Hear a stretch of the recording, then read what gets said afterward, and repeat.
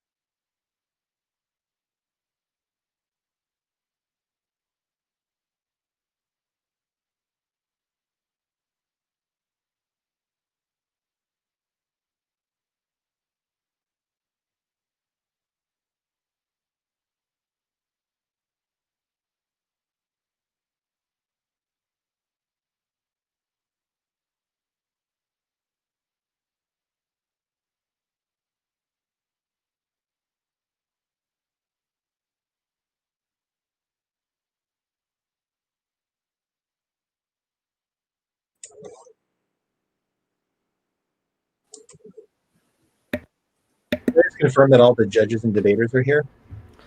Looks like it. All right, fantastic. Just a reminder, this round is being live streamed. I hope you all have a fantastic round, and good luck. All right. Sarah, you there? Yes, I'm here. I'm having a bit of a technical difficulty with my camera. I messed around with it, but I'm here for sure. Okay. If you want, we can wait a little bit. I don't mind starting. I have everything, like I have the speech drop and everything open. I think the only other thing I would have to do is restart, and I don't know how long that's going to take, so I wouldn't want to risk it. All right.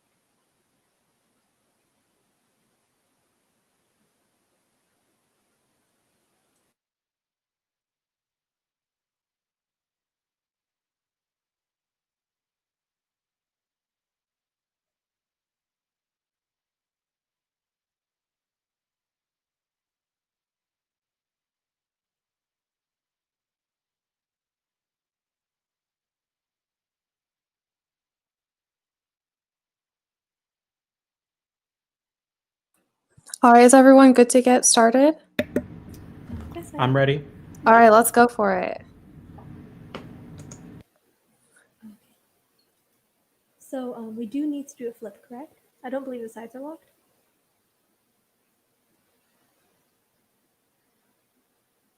Okay, I can like flip a virtual coin if that works for y'all. Yeah, that's perfectly fine for me. And Toria, you can call it.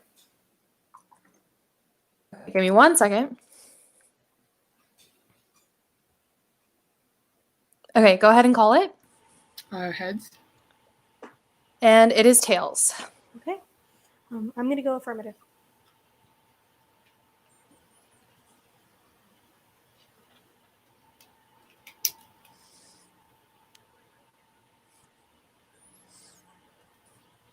Okay.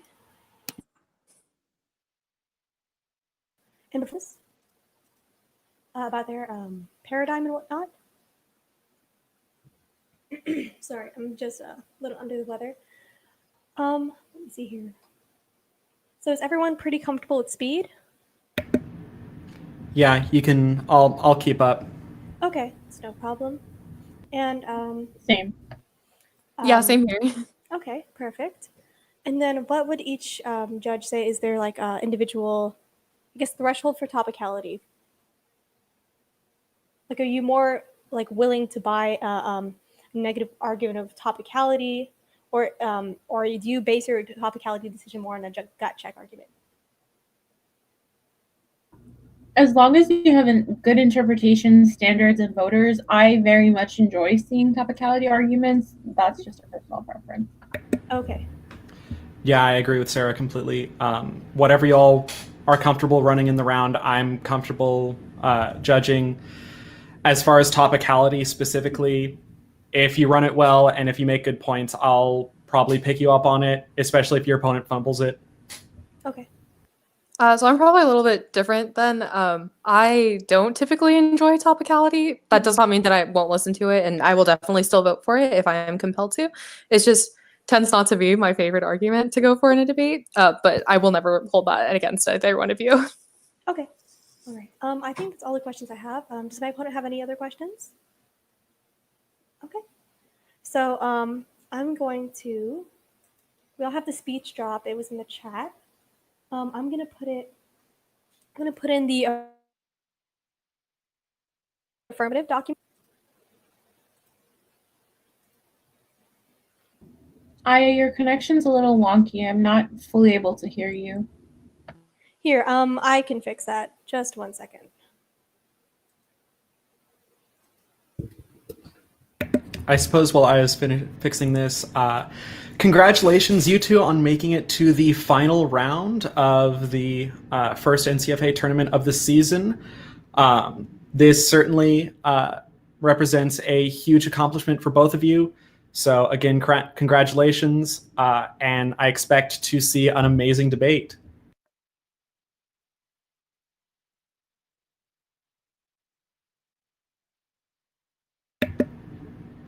You seem to be muted.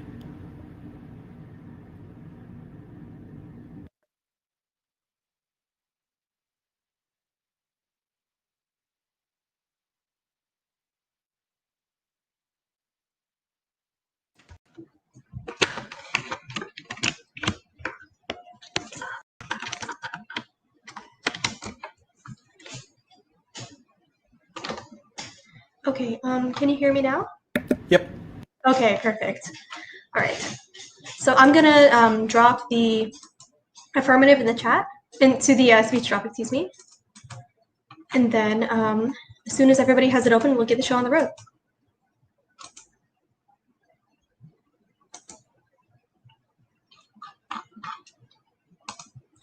Okay. All right, I've got it up. Okay, is my opponent ready? Just a quick thumbs up will be good. Yeah. And my judges, is everybody ready? Ready? Yep. Okay, perfect. Starting time. Now, first of the inherent harms. The current employment-based immigration system is broken and suffers from a backlog. Green card availability and per-country quotas restrict lawful permanent residency. The Economic Times 19. Permanent residency cards allows a person to live and work permanently in the United States. The current system imposes a country cap on people who get green cards. The United States currently makes 140,000 green cards available every year in the employment-based immigrants. The existing law provides not more than 7% of those green cards can go to nationals of any one country, even though some countries are more populous than others. Immigrants should not be penalized due to their country of origin. The immigration system is severely broken. At the heart of the broken system is outdated employment-based immigration systems that suffer decade-long backlogs. Onto the plan. The plan is the United States federal government will implement immigration reform that removes potential statutory restrictions on legal immigration into the United States by first, removing lines 1 and 2 under worldwide level of employment-based immigrants that restrict employment-based legal immigration to 140,000 annual permanent residency cards made available, and 2, removing line 200 per country that restricts the total number of immigrant visas made available to the natives of any single foreign state, 7% in the case of a foreign state, or 2% in the case of a dependent area, or total available permanent visas. Let's go into solvency. 1, Removing the per country cap is not enough. A dramatic increase in green cards is also needed to bear at 20. The America's employment-based immigration systems needs to address this emergency. Banning our per country limits would be a good first step, but Congress also needs to increase the number of green cards dramatically to solve the crisis. And now is key. Removing the cap and per country requirement solves for backlogs, discrimination, and economic competitiveness. The economic Einstein team.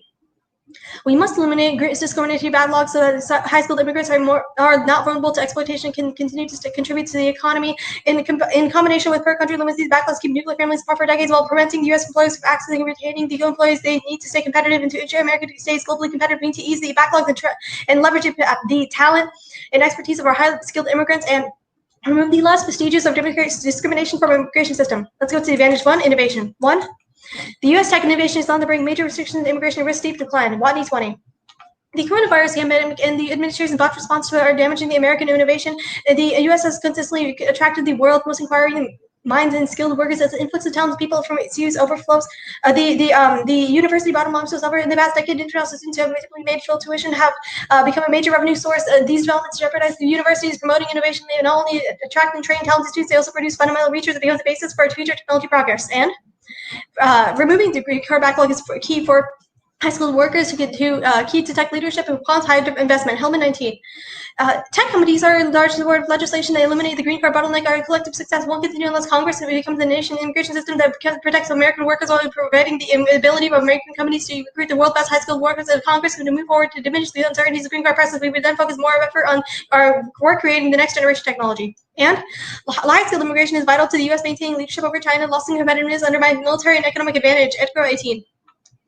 Preserving technological leadership maintains U.S. national security and competitive effectiveness. The United States believes the technological edge is standing in the world to be threatened. China's push for innovation brings huge commercial gains and the capacity for China to rival the United States militarily. And losing the technological edge to China shifts balance of power and guarantees nuclear aspiration. Cronin Gills, File 18. The shifts in the balance of power are problematic because they undermine effective marketing new technologies to threaten to create potentially destabilizing shifts in the balance of power. The Beijing believes that technologies newfound local advantage of the United States and may be more willing to initiate direct conflict with the United States. And once nuclear states are at war, there's an inherent risk of nuclear conflict. The concern is any technologies that can result in a meaningful in the broader balance of power. The consequences of Washington losing the weight in technological superiority mean nuclear Armageddon. On to the advantage 2, U.S.-India relations. 1. Increased immigration restricts Indian workers and puts a heavy strain on U.S.-India relations. Golds Yasser 20. Groups erupted in anger at the process of losing labor from countries like India. Immigration restrictions constrain the delicate but amicable balance between the India and the United States. Any action that appears to infringe the mobility of India and Native Americans will be stronger. But it suffices to say there's not go over well in India sees stricter immigration controls. And the Indian government is on the verge of new trade agreements with the United States. Immigration is a sticky point in relations. Bona 20. Herring a limited trade deal could help in resolving at least some of the outstanding issues between the two sides. The trade dialogue needs to be beyond visas, agriculture, and automotive, which always bog them down. The U.S. has asked India with its recent ambition to temporary ban H-1B visas. Washington script the visa to protect job citizens meant the pandemic and for economic slowdown. Recent developments, the thawing in the bilateral relationship become frosty over the years. They take more significant context of India's terrorization with China since the skirmish at the border last month. And U.S. economic relations with India are key to preventing nuclear escalation between India and China. Ali Gonwaya at 20. In India, that perceived as being surrounded by the Chinese encroachment is key. The United States needs to be aware of this regional encroachment and take first steps in establishing security alliance with India. Shall deepen trade negotiation with India to deposit its commitment and relax current tariffs to find new products to export to India. And even localized nuclear conflict leaves millions of death and mass extinction for an entire decade. Rogers 19. A nuclear war be real bad and multiple nuclear detonations to send enough dust, soot, and smoke into the atmosphere to literally block out the sun. India's arsenals at the time were imagining a war of 100 Hiroshima-sized nuclear bombs, 15 kilotons over 15 cities. The results were literally chilling up to 5 million deaths in carbon pound into the atmosphere and soot, where climate models were predicted would be there for a decade. In just the first year, top up 20 days off the growing season in the northern hemisphere, resulting in global famines like the one in 1815. 125 million people dead in the first week. A reduction of as much as 35% in the sunlight reaching Earth's surface, translating to a decrease in temperature of up to 5 degrees, with rainfall decreasing between 15 and 30% globally, and the amount of food produced by an equal amount. That's a worldwide famine for a decade. Whether a regional nuclear war causes global winter or not, just a regional one. And I'm now moving for cross-examination.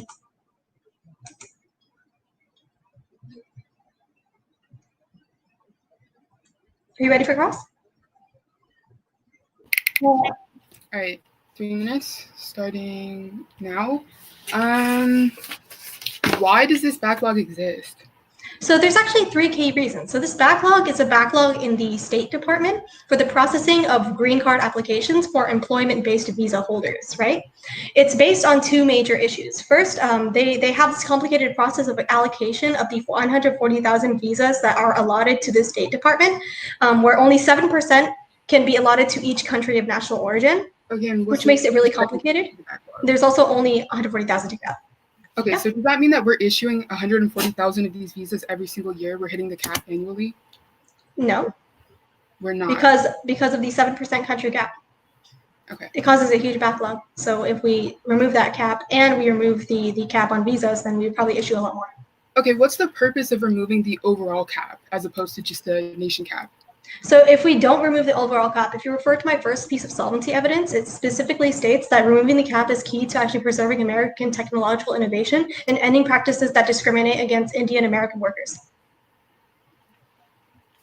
All right, let's talk about the solvency evidence. Mm-hmm. So the Beer 20 evidence, what exactly is the warrant to remove the overall cap? Like, I still don't understand quite the reasoning why we have to remove the overarching cap as opposed to just like making these standards for giving these visas out more efficient. So the advantage, if you actually look at the link level, Hellman 18 explains that the green card backlog is the problem for a lot of the lack. I'm talking about your Beer 20 evidence. That's your solvency evidence. Where in that card does it No, say? that's my uniqueness evidence on my advantage. I'm speaking about the solvency for the advantage. So the Hellman 18 evidence, which is the solvency for the advantage, specifically outlays that the backlog that is happening right now is the reason behind a lot of the lack of innovation in the United States. So we need to take the steps to eliminate that. Your 20 evidence, it's your first piece of evidence under solvency. It says removing the per That's not enough. Okay. The dramatic increase of green cards is also needed. Like, why? And my Beer 20 evidence right there. It just says right there, Congress needs to increase the number of green cards dramatically to resolve the crisis, because the number of principal immigrants that are able to actually petition for people in the future are causing a larger bottleneck effect. So it's about reducing proportions. It gets into a lot more specifics of immigration policy, and I didn't really want to waste like everybody's time getting to the nitty gritty. But the warrants are there. Like, what line in the card explains that warranting though? It's in the last section of the card. It literally says USCIS principal immigrants. All right, let's move on. Yeah. Let's talk about this Ghana wallet evidence. Like, what line in that evidence says that we're on the brink, or that India is on the brink of going to nuclear war with China? Like, where does it say that nuclear war is imminent? My Ghana wallet evidence says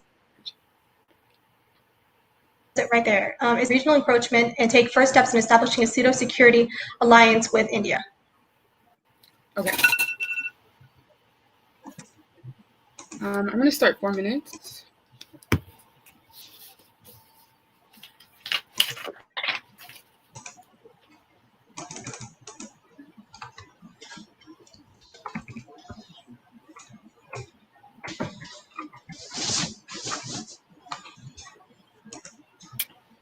Stop prep. I have myself at 3:40 and the document should be up.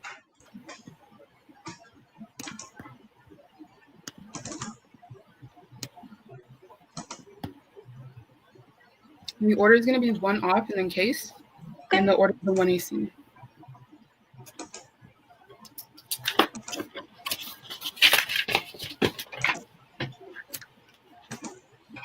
Okay. Whenever you're ready, I'm ready to time you. Okay. Is anyone else not ready? Or is anyone not ready?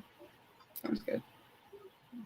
Starting on the brain drain, DA, developing economies are booming. India, Pakistan, China, South Africa, and Uganda are all experiencing high levels of economic growth in recent years. Business Tech 18. India and Vietnam are those that will grow the fastest in the coming decade. India and Uganda are at the top of the list of fastest growing economies in 2026. India and Pakistan are predicted to grow faster than China. And reducing immigration restrictions creates a brain drain, devastating developing economies. Oberman 13. Immigration restrictions prevent brain drain. Brain drain affects many countries throughout the world. In Uganda, Haiti, and Jamaica, the skilled immigration rate is above 80%. For the population of almost 12 million people, Zambia only has 646 doctors. Brain drain snaps Zambia's power to confront its horrendous levels of malnutrition, disease, and ill health. And brain drain leaves people who are already desperately poor worse off. If rich states choose to enforce immigration restrictions against skilled workers instead of continuing to offer them residency visas, rich states would remove the strongest incentive these skilled workers would have to leave. And brain drain increases the presence of disease and prevents countries from adequately dealing with them. system, Pittsburgh 05.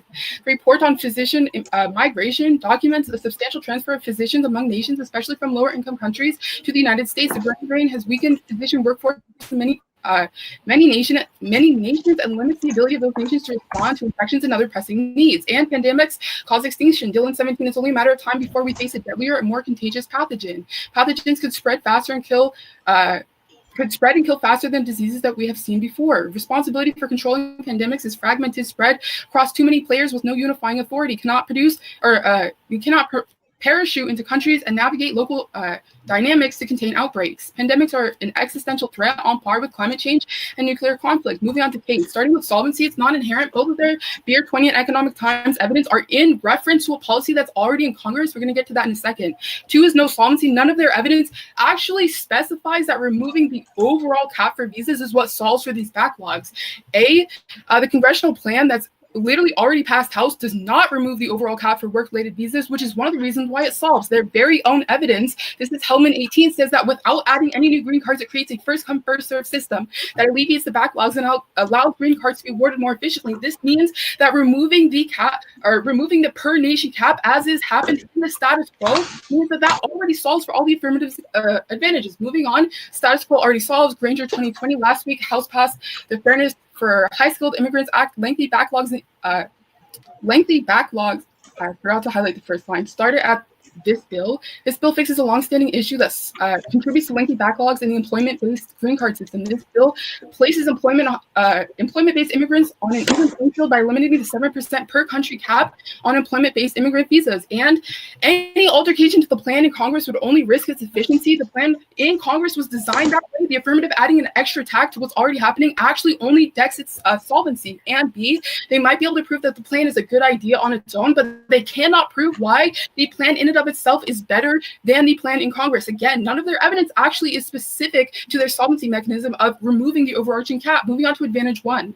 There's no solvency. Their alternative causes to decline in U.S. innovation. Their own evidence says that the flow of talented people from overseas is slowing. This is Watney 20. It's not the lack of visas that's declining U.S. innovation. It's the foreign financial turmoil that means that people in other countries just simply can't afford to study STEM at this point in time, which means that we're starting to see a slow, we're starting to see migration from other countries slowing down, which means that, again, they're all alternative causes. And second, they're not coming to the United States because, again, within their own evidence, this is Hellman 18, it says that they're plagued by long wait times and uncertainty. This goes back to the bureaucratic process. Again, the plan does nothing to actually speed up the processing of these visas. They said it themselves in process.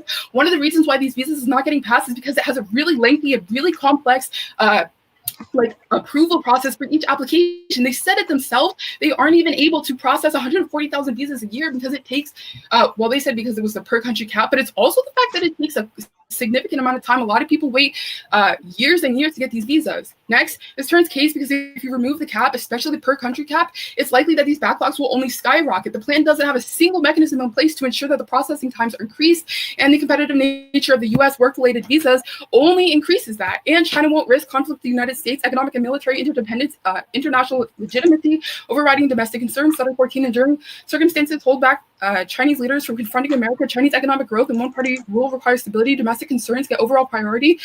Chinese probes avoid direct confrontation with superpower. Webs of interdependence, bilateral and multilateral relationship. China almost certainly calculates seriously confronting the United States. Poses grave danger. Trade in Asia remains heavily interdependent, and neither China nor any Asia power or coalition of powers is able or willing to undertake even a fraction of the risks and the costs. Moving on to Advantage 2. First is a turn, including visas and trade negotiations, is actually worse for both sides. This is their own evidence. Once again, it's Bunman 20 evidence. It says that trade dialogue needs to move beyond visas, which are bogging them down. This means that it doesn't pass anybody to use visas as a sticking point, and passing the plan only delays this exact sort of trade and the solvency from the trade that they're trying to garner in the 1AC. Next is no solvency. The United States has upset India with its recent decision to impose a temporary ban on H-1B visas. That's Bunman 20 again. Goggle 2020 says that H-1B visa workers will not be able to enter the United States until January 1st, 2021, signed by President Trump. Keep in mind that the executive order can be extended, so only time will tell how long the H-1B visa will last. That ban has not been lifted yet, and it won't until January. So also the plan can't solve that. This means that even if visas could actually shift the outcome of trade, they can't, given the current circumstances. It's not legal to actually do that. And you can cross-apply the Business Tech 18 evidence that says that India is already growing as one of the top economies in the world that does not need U.S. Involvement to increase their economy. And their Ghana Wallet 20 evidence doesn't actually say that India and China are on the brink of nuclear war. At most, it says that they had a single border war in June and they both possess nuclear weapons.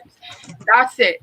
Also, turn this own evidence. This is the Ghana Wallet evidence says that China's aggressive posturing is a show of force to warn India against a closer relationship with the United States, which means that the passing the affirmative literally just re-entrenches the risk of nuclear war within these two countries. Because again, the closer the United States gets to India, i.e. like trying to incentivize trade with these visas via the plan, means that we're only going to increase Chinese aggression and only increase casualties. And six, no impact mutually assured destruction checks. If the nuclear Twitter throwdown between the two world's most irrational leaders was not any indication of, or was an indication that mad, mutually assured destruction checks every time. And with that, I'm open for cross-ex. Okay. Starting time now. So can you please walk me through your disadvantage? Sure. So it's basically just saying that, like, already in the status quo, we're seeing a lot of people want to migrate out of their own countries because there are better work opportunities in places like the United States or Canada or the UK, right? And your plan by removing the entirety, like the entire gap of these visas, means that you're going to drastically incentivize these people to leave their countries and thus take all of their knowledge in specifically physicians. There's this one, it's Pittsburgh 05 and Dylan 17 that talks about the risk of losing physicians within these smaller countries because it increases the risk or the lack of their ability to deal with pandemics and stuff. Okay. So how is this not solved? Like how does this interact with your argument that the timeline is too long? So if you say that the immediacy of bringing people here and removing permissions from their home countries, how does that interact with the whole argument on solvency that the timeline is the whole reason that my harms exist? Even if your harms exist because of a backlog or a timeline, the whole removal of the cap means that in the future, literally until the cap gets put back into place, there's now a drastically increased number of people migrating from their home countries, right? The backlog the backlog is expansive, right? So it's very possible that you're maybe doubling or tripling the amount of people that are wanting to leave their countries and thus taking all their technological knowledge out of their nation. Okay. Now let's go to your actual advantage. First, let's go to your SQO solves argument, your non-inherency argument. So when a resolution is passed, is it law yet? Like when a bill is passed in House, why is it not, is it law yet? No. Yes? No. Okay. Moving on, let's go to advantage one. On advantage one, you say there's alternative causes to U.S. innovation, right? Yeah. And that backlog skyrocket. Can you tell me the warrants for why backlogs skyrocket? Okay, if there's a backlog of applications already and you remove the cap on how many people can apply, you're only going to add more people onto the list who want to apply. Did I remove the cap on how many people can apply or how many people will actually get the LPR card? Okay, fair enough. Let's go to advantage two. On advantage two, you say inducing visas and trade negotiations is worth it both sides because the trade dialogue needs to move beyond visas. Yes. Right? Well, so does that mean we need to stop arguing about visas or we should just shut down all immigration for people coming from India? Well, this is your link to the rest of the advantage. Right? This is talking about how the United States right now is using these visas as an incentive to get this trade passed, right? So passing your plan then... No, that's just not... Okay, let's go to the no solvency argument below that. Okay. You say that the U.S. has upset India. Okay, let's just...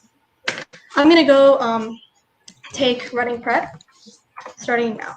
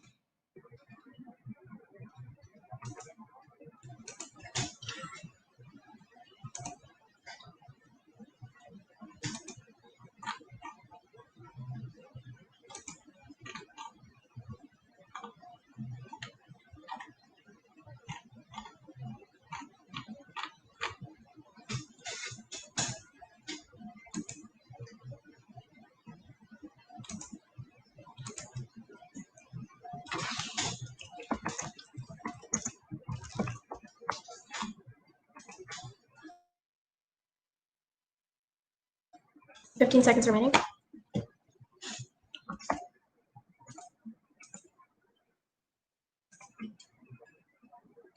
Okay. So the order is going to be the disadvantage case in order of solvency, advantage 1, advantage 2.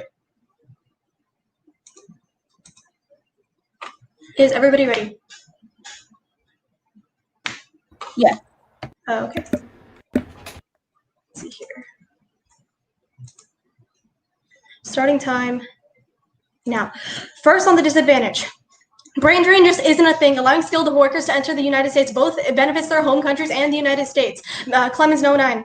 The flow of immigrants to the poor to rich countries can actually benefit both parties. This common idea that immigration amounts to stealing requires us to assume that developing countries possess a finite risk of stock of skilled workers. People respond to incentives created by immigration. This is why the Philippines, which send more nurses abroad than any other developing country, still has more nurses per capita at home than Britain does. And the belief that skilled immigrants that must cause public losses in the amount of their training costs is based on a series of stereotypes. Many skilled immigrants serve the countries they come for long periods of time before the departure. And non-unique. Immigration is already happening across the globe, so their impacts would have already been triggered. Additionally, this relies on a very xenophobic and racist assumption that there is a finite amount of smart people in any given country, which just isn't true at best and xenophobic at worst. Next turn, migration sales tax for brain drain.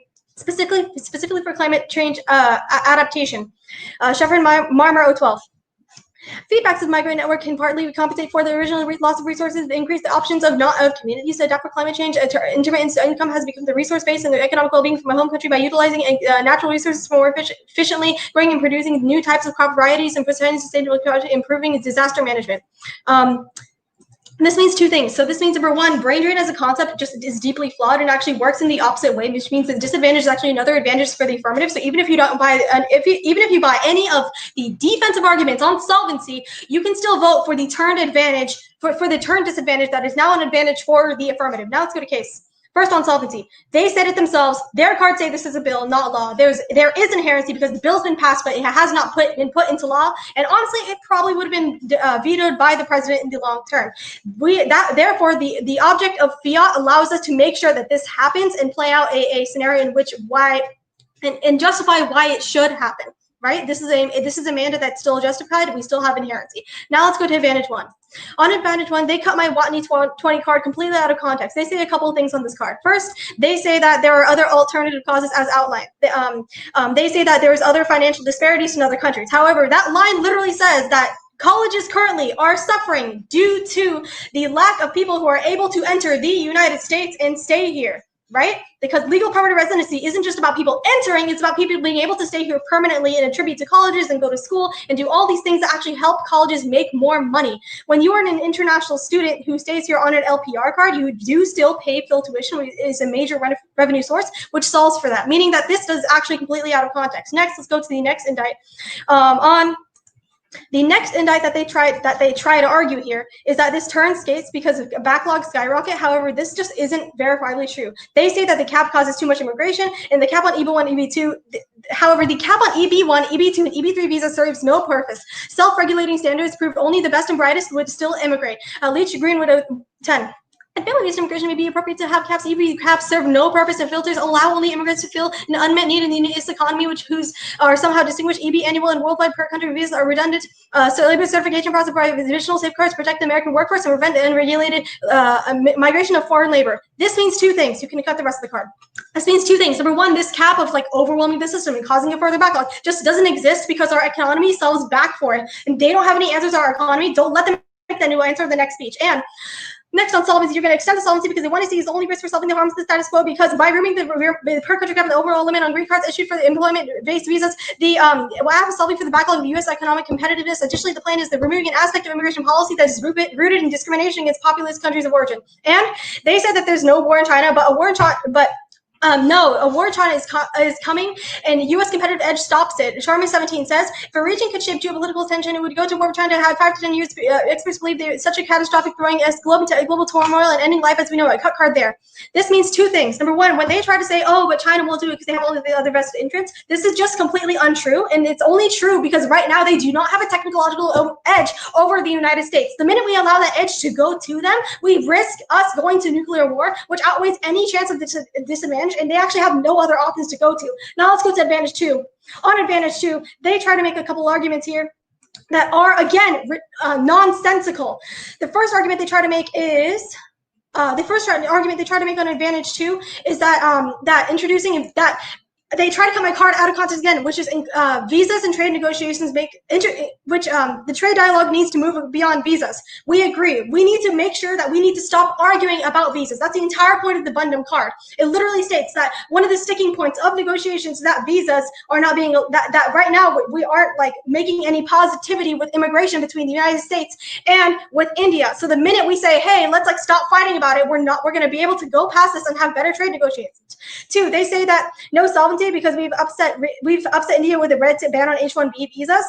This is about, so our link operates perceptually and they completely don't understand that. We say that because we're making an effort to try to include more Indian nationals in our employment system, then we will be reversing any negative effect here. This is pure defense. You can't vote on it. And they say China's aggressive posturing is a show of force, and they say that's my own gun wall evidence. However, we say that they are having this aggressive force to warn India against a closer relationship with the U.S. However, guess what? This is undercut by the first advantage. As long as we solve for the first advantage, we also solve for the second advantage, because we would still be beating China militarily and would defend India against any possibility of war. And right now, their skirmishes mean that the nuclear escalation is high. Finally, they say no impact magic checks. Guess what? Extend my impact, which is actually warranted and has evidence to back it up. Don't buy a blip at the end of a shell. I have access to both my impacts and my opponent has nothing. Vote AF.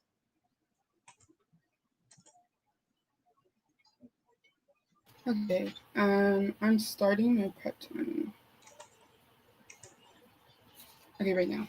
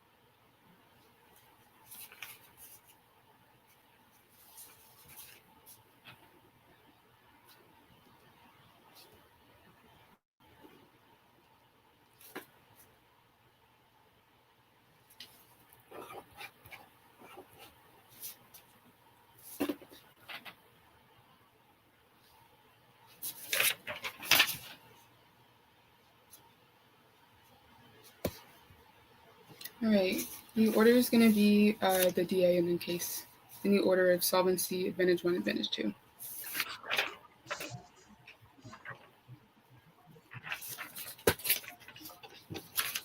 Are there new cards? No.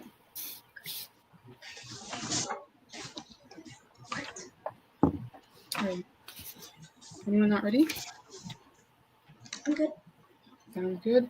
Starting off, they say non-unique because there's already been immigration reform in the status quo, except that's exactly what our evidence is in the context of. We've already seen this. The fact that the plan drastically increases it by removing the cap as to how many people can enter the United States, that means that they drastically increase the incentive for these people to leave their countries. And their uniqueness evidence, or their evidence against the DA, is from 2009. You're going to prefer our 2018 uniqueness evidence and our link evidence from 2013, not to mention the fact that they didn't actually interact with the warrants of any of this evidence. It's about the fact that they are now incentivized to leave the United States. People are offering them to leave their home countries.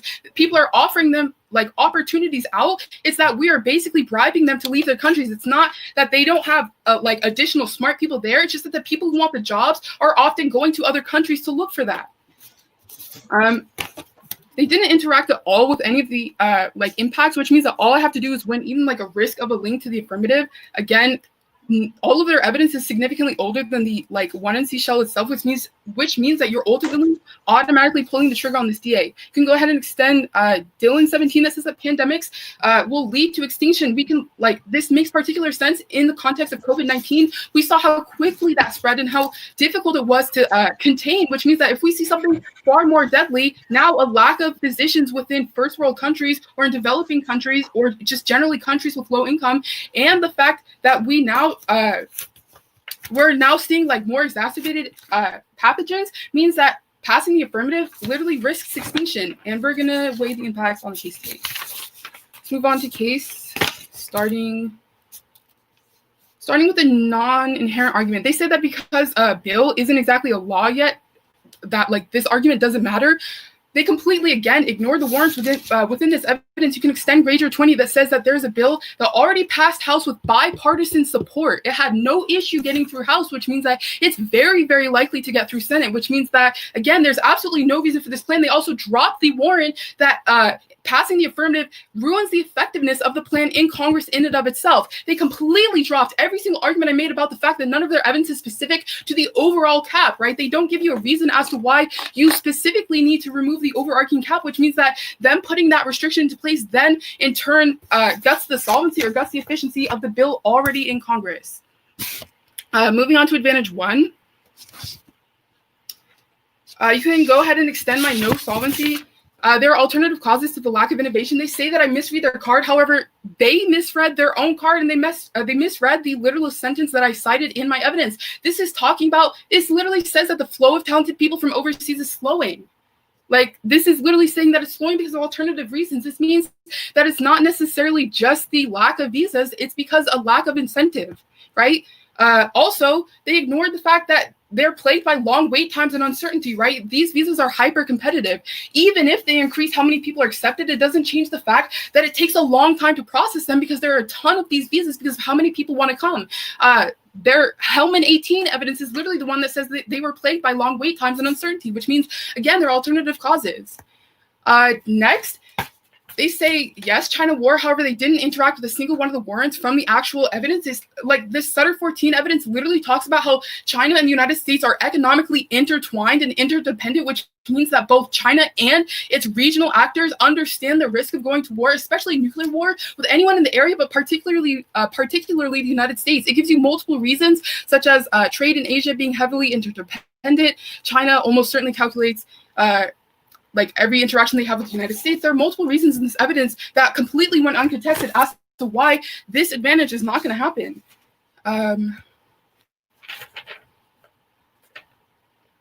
Let's move on to advantage 2. First, they dropped the argument that the Ghana-Walla evidence doesn't actually say that India and China are on the brink. It literally just says that they had a single border war, which they've had before, by the way. They had in 2019 and never went it happened in 2018 and 2019 and never went nuclear. It's not a brink evidence. It just says that they have conflict and they possess nuclear weapons, but it doesn't actually have a warrant that says that their impact is going to happen.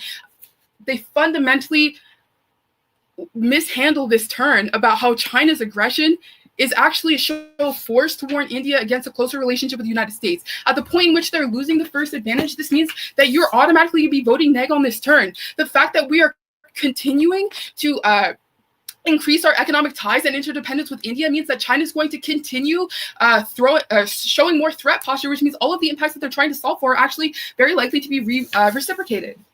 Also,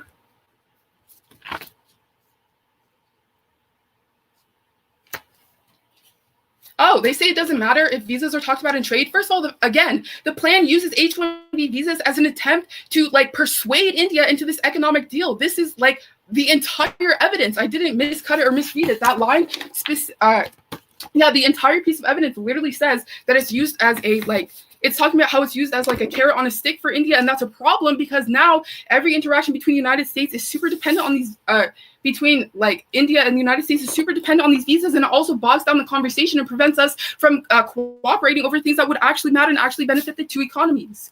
You can already vote neg on presumption. The affirmative has far too many holes in the 1AC, especially in solvency, to be passed. Second, the affirmative simply isn't needed. There's literally already an act doing the same thing in Congress, so we've proven that it's extremely likely to pass through Senate. Again, the passage of the affirmative is more likely to actually thwart the effectiveness of that plan. And again, they mishandled the brain drain DA. We've already seen that this happens in the status quo. The affirmative increasing the incentive only means that we see the continuation of draining from these smaller countries.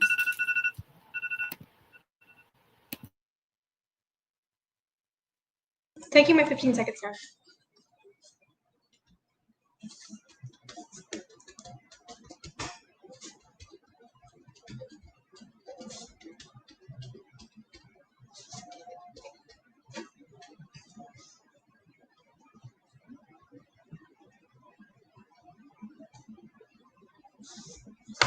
Okay. So there will be no new cards. The order is going to be the disadvantage.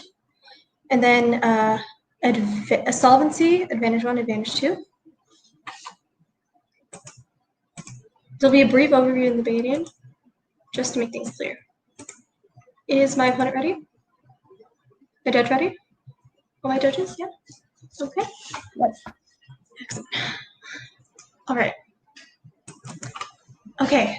So my opponent has attempted to make this debate as messy as possible in order for you to not vote for the affirmative. But I will explain to you how every single answer they made does not actually make sense in the broad scheme of the debate. 3 major concessions mean you have nowhere to vote for but the affirmative. First, they dropped the term that was at the bottom of the non-unique, which literally says that it benefits both parties. It benefits both the affirmative, both the United States and other nations when we do this trade of high-skilled workers. When they drop that, that means they concede that this DA has uniqueness and that we uniquely solve for it. Next, let's go to the solvency. They concede that this is a bill. They have no evidence that it will be passed in Congress. This is an assertion that they're making throughout the entire debate, which means the only way that it will be absolutely passed and actually come into fruition is through the affirmative. That sounds like inherency to me. Moving on. Solvency. They make a lot of arguments here, but all of these arguments are either 1, defensive, or 2, don't interact with my evidence. First, the first argument they make on a lot of their arguments on solvency can be grouped. They say that so first they say that there are alternative causes as to why there's innovation problems. Judge, read the card. It says that colleges currently are struggling financially. That's the entire thesis of our argument. They're struggling financially because of the lack of innovation and the lack of people who are able to come here and participate as students under E3 and E4 visas, right? Second, so that means we uniquely solve there. Don't look there. Next, they say that Hellman 18 says there's a lot of like wait times and things like that. Judge, they conceded the second card on solvency, which says how when we get rid of these problems, you get rid of the wait times. I extended it in my first speech. My opponent ignored me, and I extended it in my second speech. So you should be voting there. So let's talk about the disadvantage and the entire debate overall. You have a turned disadvantage that is a cold concession out of the 1NC. You have a whole lot of defense, but 2 points where you can vote. First, you can vote on a risk that even if it doesn't happen now, even if you make if we do the plan, there will at least be some chance that we solve for the disadvantage. And on the first advantage, you can look back to how we uniquely stopped China from attacking the United States by not allowing them a military advantage. Let's go to the India advantage. Finally, on the Indian advantage, they make a lot of arguments. Their biggest argument that they try to collapse to is the turn, saying that we make conditions worse with India. However, again, I say that my first advantage talks back for that because we prevent any escalation when we come in and we have military superiority. Only by allowing military superiority by China will we allow escalation of both parties. If you can't vote anywhere else, vote on the drop, turn on the dissent. Thank you so much. That was an excellent debate. Good debate.